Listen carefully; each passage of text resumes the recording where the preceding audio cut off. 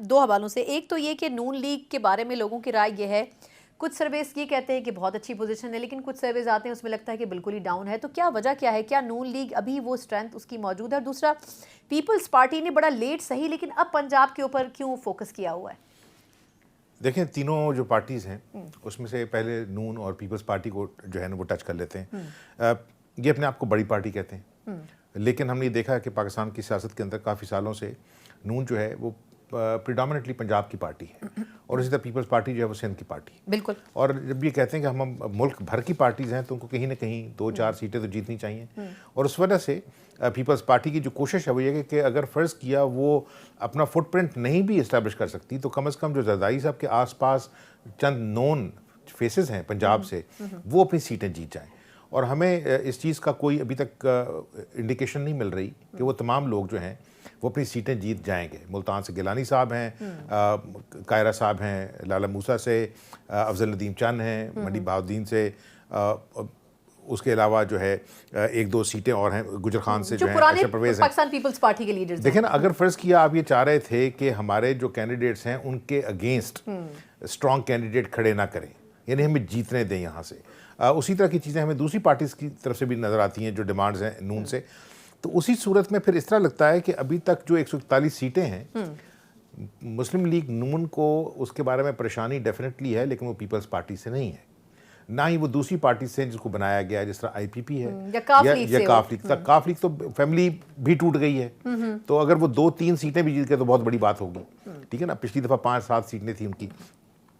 ہو یہ رہا ہے کہ دیکھیں PTI جو ہے وہ پولیٹیکل پارٹی نہیں تھی, وہ ایک شخص کی فین کلب ہے, یہ کرٹیسزم ہے. ٹھیک ہے نا.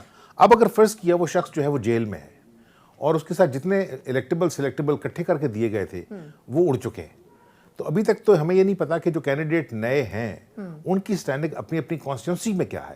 ابھی تک یہ دیکھیں نا, مجھے نہیں پتا کہ کیا ڈیل ہوئی ہے کیا نہیں ہوئی, کہ مریم کے اگینسٹ جو کینڈیڈیٹ کھڑا ہوا تھا وہ بیٹھ گیا, صلح کر لی, پھر اس نے کہا اپنے ساتھیوں کے سمیت جا کے جلسہ بھی.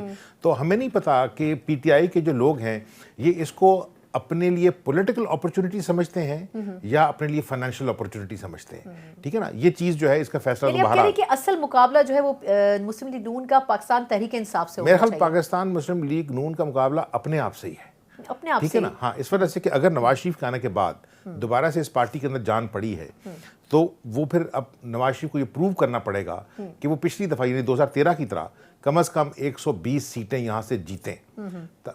جیتنے دی جائیں گی یا نہیں دی جائیں گی. 50 کے قریب سیٹوں کے اوپر تو انہوں نے کینڈیڈیٹ بھی کھڑے نہیں کیے نا, انہوں نے کچھ پولیٹیکل پارٹی کے ساتھ کچھ ایڈجسٹمنٹ بھی تو کی ہے نا. ایڈجسٹمنٹ کی ہوئی ہے, بالکل کی ہے. اسی وجہ سے جیسا آپ نے کا سوال پوچھا, کیونکہ ہسٹوریکلی ہزارہ جو ہے KP کے اندر وہ ان کی اسٹرانگ بیلٹ رہا ہے, اور اس لیے وہ اپنی جو ہے چہرہ وہاں دکھانے کے لیے گئے ہیں دوبارہ, کیونکہ ان کو لگتا یہ تھا کہ شاید یہ پرماننٹلی لوز کر جائیں KP کے اندر, ان کا فٹ پرنٹ رہے ہی نہ.